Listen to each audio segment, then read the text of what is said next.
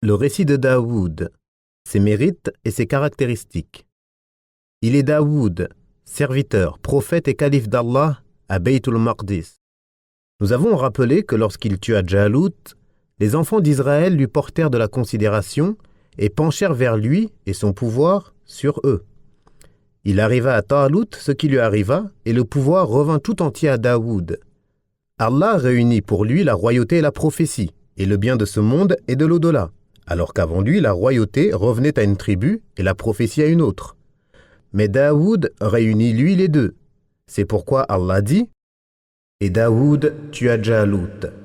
Allah lui donna la royauté et la sagesse, et lui enseigna ce qu'il voulut. Et si Allah ne protégeait pas une partie des hommes par une autre, la terre serait certainement corrompue. Mais Allah accorde ses faveurs au monde. C'est-à-dire que si Allah n'avait pas établi des rois pour commander les gens, les puissants auraient mangé les faibles. Et le commandeur des croyants, Othman ibn Affan, a dit « Allah contient par le pouvoir ce qu'il ne contient pas par le Coran. » Allah dit « Nous avons certes accordé à Daoud une grâce de notre part. Ô montagnes et oiseaux, répétez avec lui « Gloire et pureté à Allah ». Et nous fîmes se ramollir le fer entre ses mains. Notre conseil fut le suivant : fabrique des cottes de mailles complètes et mesure les rivets aux anneaux. Agissez en bien, je vois parfaitement vos actes. Nous avons soumis les montagnes à exalter notre gloire en compagnie de Daoud, ainsi que les oiseaux. C'est nous qui avons tout fait. Nous lui avons appris la fabrication des cottes de mailles afin qu'elles vous protègent contre les blessures. Êtes-vous donc reconnaissant ? Allah lui a appris à fabriquer des cottes de mailles en fer, afin que les combattants puissent se protéger des ennemis. Il lui inspira aussi la manière de procéder, et mesure les rivets aux anneaux, c'est-à-dire que les mailles de fer ne soient ni trop fines, si bien qu'elles s'en mêlent, ni trop épaisses, si bien qu'elles se rompent, ainsi qu'on l'a expliqué Mujahid, Qatada, Al-Hakam, Ikrima et d'autres. Al-Hassan al-Basri, Qatada et Al-A'mash ont dit « Allah ramollit pour lui le fer, au point qu'il pouvait le tordre avec sa main sans avoir besoin de feu ou de marteau. » Qatada a dit « Il fut le premier à fabriquer des cottes de mailles. Avant lui, on utilisait des cuirasses faites de feuilles de métal. » Ibn Shawdhab a dit « Il fabriquait chaque jour une cotte de mailles qu'il vendait 6000 dirhams. » Et on rapporte dans un hadith « La meilleure nourriture est celle que l'homme gagne de ses mains. » Et le prophète d'Allah, Daoud, vivait du travail de ses mains. Allah dit « Et rappelle-toi Daoud, notre serviteur, doué de force et plein de repentir. Nous soumîmes les montagnes qui glorifiaient Allah avec lui soir et matin, de même que les oiseaux, assemblés en masse, lui obéissant tous. Et nous renforçâmes son royaume et lui donnâmes la sagesse et la faculté de bien juger. » Ibn Abbas et Mujahid ont dit qu'il était doué de force dans l'adoration et les bonnes œuvres. Pour Qatada, on l'a doté de force dans l'adoration et de compréhension dans la religion. On nous a rapporté qu'il veillait la nuit en prière et jeûnait un jour sur deux. On rapporte dans les deux Sahih que le messager d'Allah a dit « La meilleure prière pour Allah est celle de Daoud, et le meilleur jeûne pour Allah est celui de Daoud. Il dormait la première moitié de la nuit, veillait en prière pendant un tiers avant de dormir, le sixième restant. Et il jeûnait un jour et mangeait un jour, et il ne fuyait pas pendant le combat. » Allah dit « Nous soumîmes les montagnes qui glorifiaient Allah avec lui soir et matin, de même que les oiseaux assemblés en masse, lui obéissant tous. Mais aussi, ô montagnes et oiseaux, répétez avec lui « Gloire et pureté à Allah ». Louez Allah avec lui, comme l'ont dit Ibn Abbas et Mujahid en explication de ce verset. Nous soumîmes les montagnes qui glorifient Allah avec lui soir et matin. C'est-à-dire au début du jour et à sa fin. Allah l'avait doté d'une voix unique, qu'il n'accorda à aucun autre, si bien que lorsqu'il récitait son livre, les oiseaux restaient suspendus dans les airs et répétaient et glorifiaient Allah avec lui. De même pour les montagnes qui lui répondaient et louaient Allah avec lui à chaque fois qu'il le glorifiait, matin et soir. Abd ar-Razzaq rapporte d'après Ibn Jurayj « J'ai interrogé Ata sur le fait de réciter avec mélodie, et il répondit « Quel mal y a-t-il en cela ?» J'ai entendu Ubayd ibn Omar dire que Daoud frappait sur un tambour et récitait et qu'on lui répondait, c'est-à-dire qu'il pleurait et faisait pleurer. L'imam Ahmed rapporte d'après Aïcha, le messager d'Allah entendit la voix d'Abu Moussa al-Ash'ari lorsqu'il récitait et il dit « On a donné à Abu Moussa une voix semblable à celle de la famille de Daoud. Ibn Kathir rapportant ensuite un hadith similaire avec une autre chaîne de transmission.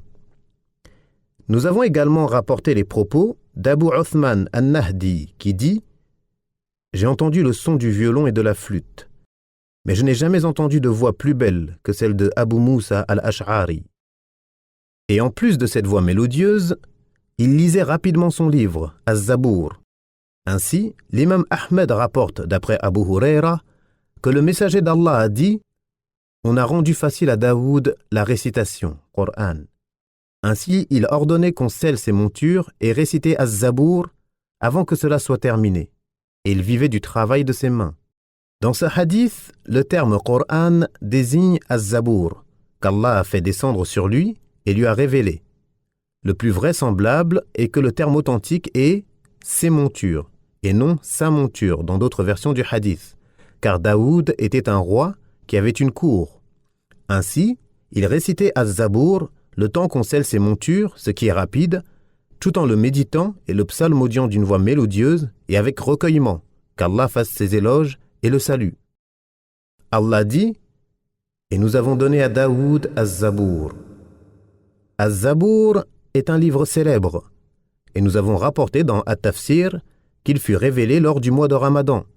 Il contient des exhortations et des sagesses connues pour quiconque le consulte. Le royaume et la prophétie. Allah dit « Et nous renforçâmes son royaume et lui donnâmes la sagesse et la faculté de bien juger, c'est-à-dire la faculté de trancher dans une parole ou un litige. » C'est l'avis d'Ibn Jarir. Le repentir de Daoud. Allah dit « T'est-elle parvenue l'histoire de ceux qui étaient en litige, quand ils grimpèrent au mur du sanctuaire, quand ils entrèrent auprès de Daoud, il en fut effrayé. Ils dirent « N'aie pas peur, nous sommes tous deux en dispute. L'un de nous a fait du tort à l'autre, juge donc en toute justice entre nous. Ne sois pas injuste et guide-nous vers le chemin droit. Voici mon frère, il a 99 brebis, tandis que je n'en ai qu'une. Il m'a dit « Confie-la moi. » Et dans la conversation, il n'a cessé d'insister. Daoud dit « Il a certes été injuste envers toi en demandant de joindre ta brebis à ses brebis. Beaucoup de gens transgressent les droits de leurs associés, sauf ceux qui croient et accomplissent les bonnes œuvres. Cependant, ils sont bien rares. » Et Daoud pensa alors que nous l'avions mis à l'épreuve. Il demanda donc pardon à son Seigneur et tomba prosterné et se repentit. Nous lui avons pardonné cela. Il aura une place proche de nous et un beau refuge. De nombreux exégètes, passés et contemporains, ont mentionné au sujet de ce verset des récits et des informations qui sont pour la plupart des récits des gens du livre, et certains sont même inventés. C'est volontairement que nous avons choisi de ne pas les rapporter dans notre ouvrage et de nous suffire du récit tel qu'il est mentionné dans le noble Coran, et Allah guide qui il veut sur la voie droite. Les imams ont divergé en deux avis à propos de la prosternation de la récitation dans la sourate Sa'd, quant à savoir si elle était une prosternation obligatoire ou simplement une prosternation de gratitude. Al-Bukhari rapporte d'après Al-Awwam « J'ai interrogé Mujahid à propos de la prosternation dans la sourate Sa'd. Et il me répondit « J'ai demandé à Ibn Abbas « Pourquoi t'es-tu prosterné ?» Il dit « N'as-tu pas entendu la parole d'Allah ? Et nous lui avons accordé Ishaq et Yaqub, que nous guidâmes tous deux. Et Nuh, nous l'avons guidé auparavant, et parmi sa descendance Daoud, Suleyman, Ayyub, Yusuf, Moussa et Haroun. Et c'est ainsi que nous récompensons les bienfaisants. De même, Zachariah, Yahya, Isa et Ilyas furent tous des êtres pieux. De même qu'Ismaïl, Al-Yasa', Yunus et Lot, nous favorisâmes chacun d'eux sur le reste du monde, de même qu'une partie de leurs ancêtres, de leurs descendants et de leurs frères. Nous les avons choisis et guidés vers un chemin droit. Telle est la direction par laquelle Allah guide qui il veut parmi ses serviteurs. Mais s'il lui avait donné des associés, alors toutes leurs œuvres auraient certainement été vaines. C'est à eux que nous avons apporté le livre, la sagesse et la prophétie.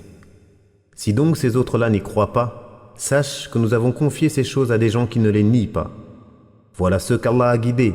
Suis donc leur direction et dis « Je ne vous demande pas pour cela de salaire. Ce n'est qu'un rappel à l'intention de tout l'univers. » Et Daoud fait partie de ceux qu'on a ordonné à votre prophète de suivre. Daoud s'est prosterné et le messager d'Allah s'est prosterné. L'imam Ahmed rapporte d'après Ibn Abbas à propos de la prosternation de Surat Sad: ce n'est pas une prosternation obligatoire, mais j'ai vu le messager d'Allah se prosterner à cet endroit. An-Nasa'i rapporte d'après Ibn Abbas que le messager d'Allah s'est prosterné dans Surat Sad, puis a dit: Daoud s'est prosterné par repentir, et nous nous prosternons par gratitude. Abu Daoud rapporte d'après Abu Sa'id al-Khudri: le messager d'Allah récita Surat Sad alors qu'il était sur la chair, et lorsqu'il arriva au moment de prosternation, il descendit, se prosterna, et les gens se prosternèrent avec lui. Un autre jour, il la récita de nouveau, et lorsqu'il arriva au moment de prosternation, les gens se préparèrent à se prosterner, et il dit: ce n'est que la prosternation de repentir d'un prophète, mais je vous ai vu vous préparer à vous prosterner. Ainsi, il descendit et se prosterna. At-Tirmidhi et Ibn Majah rapportent d'après Ibn Abbas qu'un homme vint au prophète et dit: Ô messager d'Allah, je me suis vu en rêve accomplir la prière derrière un arbre. J'ai récité ce verset de prosternation, et l'arbre s'est prosterné avec moi, et je l'ai entendu dire en prosternation: Ô Allah, inscris-moi grâce à elle, cette prosternation, une rétribution auprès de toi. Décharge-moi grâce à elle d'un fardeau, réserve-la moi auprès de toi comme une provision et accepte-la de ma part, comme tu l'as accepté de ton serviteur Daoud. Ibn Abbas dit: j'ai vu le prophète se lever, réciter ce verset, se prosterner et dire ce que cet homme lui a rapporté de l'invocation de l'arbre. Allah dit: nous lui avons pardonné cela. Il aura une place proche de nous et un beau refuge. C'est-à-dire, au jour de la résurrection, Allah le rapprochera de lui en raison de sa prosternation. On rapporte dans le hadith: ceux qui sont équitables seront sur des chairs de lumière à la droite du tout miséricordieux, et ses deux mains sont droites.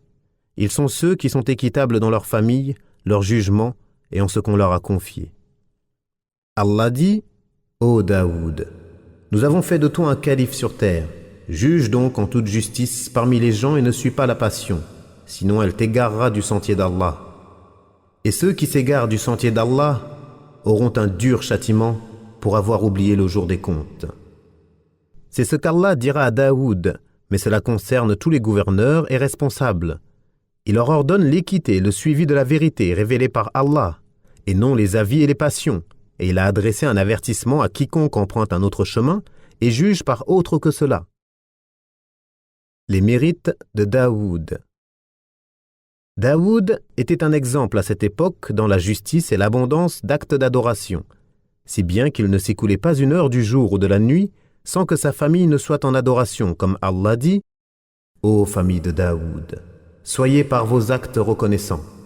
Peu de mes serviteurs sont reconnaissants.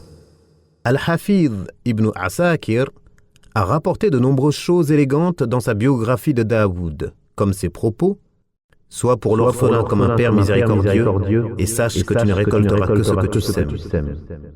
L'orateur sot s'adressant aux gens est semblable à celui qui chante pour un mort. Comme la pauvreté est détestable après la richesse, mais plus détestable encore, l'égarement après la guidée.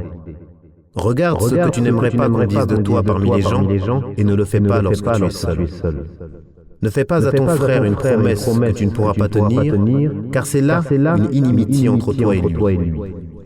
La durée de son existence et son décès.